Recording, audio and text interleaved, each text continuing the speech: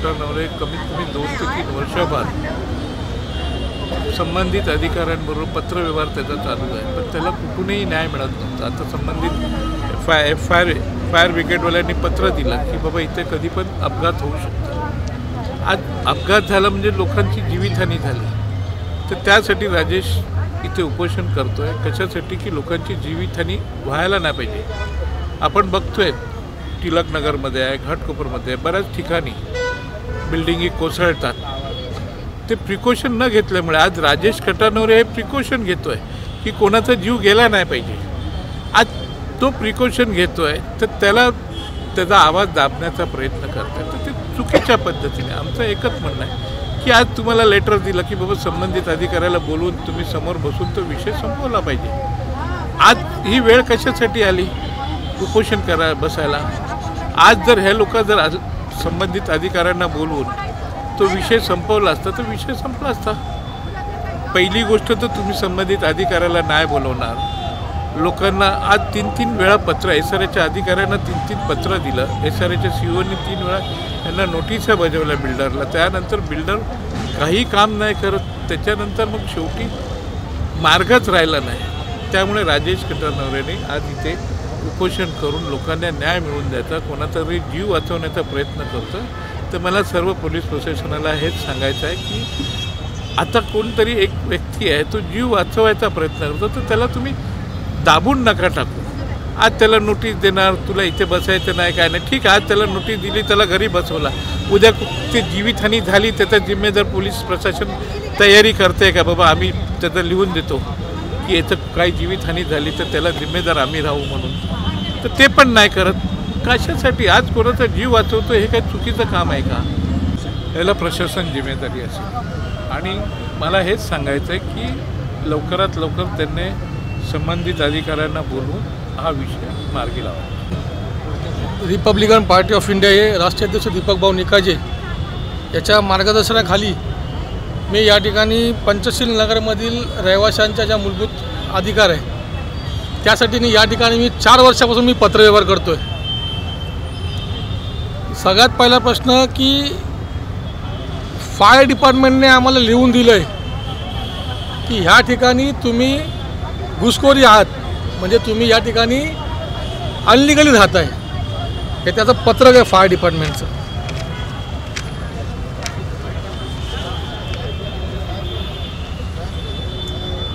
आणि विकासकाने काय सांगितलेलं आहे आणि या पत्रामध्ये असं आहे की जर या ठिकाणी विकासकाने जर पूर्ण फायर बिल्डिंग म्हणजे फायरचं सिस्टम जर चालू नाही केलं तर पूर्ण बिल्डिंगचं लाईट आणि पाणी लिगली कट होईल.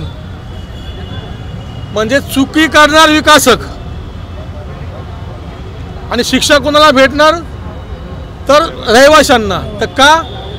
तर याचं म्हणणं आहे की आम्ही या ठिकाणी घुसखोरी आहात. आणि ह्या ठिकाणचं जे हे हायकोर्टचं एक पिटिशन आहे, हे हायकोर्टचं पिटिशन आहे. या पिटिशनच्या नुसार विकासकाने या ठिकाणी विकासक आणि SRA आणि म्हाडा यांनी संयुक्त मिळून या ठिकाणी लॉटरी सिस्टम केलं. इथे लिहून दिलेले. मग जर कोर्टाच्या आदेशानुसार जर या ठिकाणी SRAच्या माध्यमातून म्हाडाच्या माध्यमातून जर आमच्या लोकांना घरं भेटली, 8 वर्षापासून आम्ही या ठिकाणी राहतोय. आज आमच्या प्रत्येकाच्या नावाने मीटर पण झालेला आहे, म्हणजे लाईट आधाराचा जो मीटर आहे तो पण झालेला आहे, सक्सेशन सर्टिफिकेट झालेलं आहे. आणि एवढं होऊन सुद्धा जर फायर डिपार्टमेंट म्हणतं की तुम्ही या ठिकाणी घुसखोरी आहात, तर मला वाटतं ही खूप मोठी शोकांतिका आहे. आज सिस्टममध्ये कुठल्याही प्रकारची ते आपण जे न्यायनिवाडा जो म्हणतो तो या ठिकाणी लोकांशी होत नाही आहे. सरकारला तर मी एकच सांगेल, हे सरकार महाविकास आघाडी सरकार असून द्या या महायुतीचं सरकार असून द्या, तुम्हाला जनतेने निवडून दिलेलं असतं. आज जो कोणी आमदार खासदार जो असेल तो तुम्ही त्या जनतेच्या मतावर तुम्ही निवडून आलात. तुम्ही त्या ठिकाणी एक लोकप्रतिनिधी आहात आणि तुम्हाला त्या तुमच्या मतदारसंघातील लोकांच्या समस्येवर तुम्हाला काम करायचं आहे. आज या ठिकाणी 3000 लोकांचा जीव या ठिकाणी धोक्यात आहे.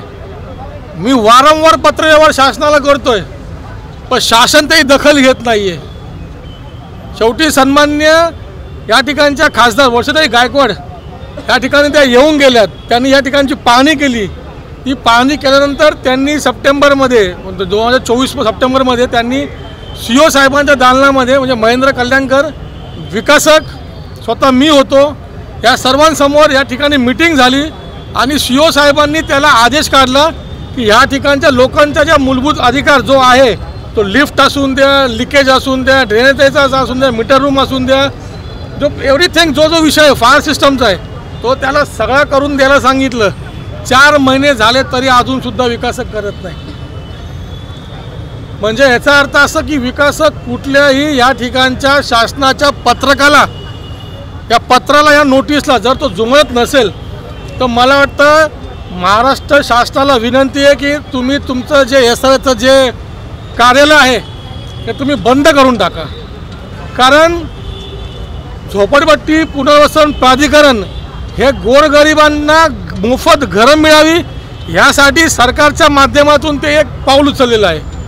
आज आम्हाला सरकारच्या माध्यमातून SRच्या माध्यमातून या ठिकाणी मोफत घरं मिळाली आहे, पण आम्हाला रोजच्या जीवनातला जो मूलभूत अधिकार जो जगण्याचा आहे तो या ठिकाणी भेटला नाही. त्याची भीक 4 वर्षापासून मागतोय. पण आज 4 वर्ष म्हणजे 8च वर्षभरा मी 4 वर्ष पत्रव्यवहार करतोय. 3000 नागरिकांचा या ठिकाणी जीव धोक्यात आहे तरीसुद्धा प्रशासन काहीही करत नाही. आपल्याला नोटीस देण्यात आलेली आज जर शासन दरबारी जर एवढा मोठा मी पत्रव्यवहार करून सुद्धा जर 3000 लोकांना शासन वाचू शकत नाही तर मला वाटतं माझा बळी गेला तर हरकत नाही, पण मी 3000 लोकांना या ठिकाणी न्याय मिळवून दिल्याशिवाय या ठिकाणी मी उठणार नाही. भाऊंशी मार्गदर्शन घ्यायचो, भाऊंशी मी विचारपूस करायचो की भाऊ हा असा पत्रव्यवहार केला असं केलेलं आहे.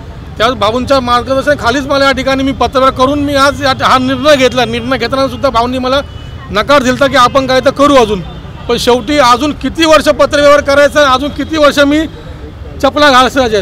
मला वाटतं मी शासनाला एकच सांगतोय की भविष्यात या ठिकाणी कुठली दुर्घटना होऊन कुणाची जीवितहानी होऊ नये आणि नंतर सांत्वन म्हणून या ठिकाणी सरकार येईल आणि मृत्यूंना 5 लाख रुपये आणि जखमींना 2 लाख रुपये अशी वेळ तुमच्यावर येऊन देऊ नका.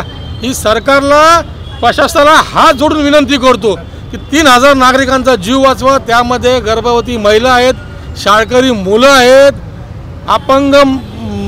अपंग माणसं आहेत. त्यामुळे कुठेतरी माणुसकीच्या दृष्टिकोनातून आपण या ठिकाणी काहीतरी विचार करावा आणि या ठिकाणच्या सर्वसामान्य जनतेला न्याय मिळवून द्यावा. भाऊ एक शेवटचा प्रश्न